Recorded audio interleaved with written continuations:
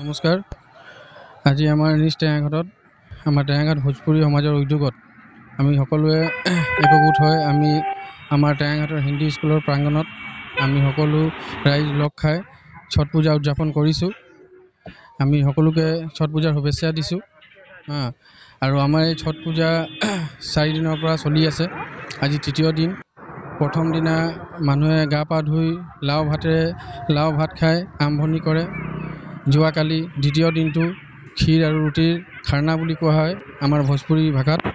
সেই খাৰনা নিয়মখিনি কৰি আজি তৃতীয় দিন সন্ধিয়া যোনটো অৰগ বুলি কয়, সূৰ্য দেৱতাক আমি ফল ফুলেৰে নমস্কাৰ কৰোঁ, তেওঁক অৰগ দিওঁ। আৰু এই পূজা সূৰ্য সোমোৱাৰ লগে লগে আমি সকলো আমাৰ মানুহখিনিয়ে ইয়াৰ পৰা গৈ ঘৰত আকৌ পূজা ঘৰত পাতি আকৌ কালি সূৰ্য উদয় হোৱাৰ লগে লগে আমি সকলো আহি আকৌ সূৰ্য দেৱতাক আমি অৰগ দি এই পূজাটো আমাৰ সমাপ্ত হ'ব। গতিকে আমি আশা ৰাখিছোঁ সকলো ৰাইজৰ শুভ হওক, মংগল হওক। আমাৰ টেঙাঘাটবাসীৰ শুভ কামনা কৰিছোঁ। আৰু সকলো টেঙাঘাটবাসী ৰাইজ আমি সকলোৱে মিলিজুলি থাকোঁ।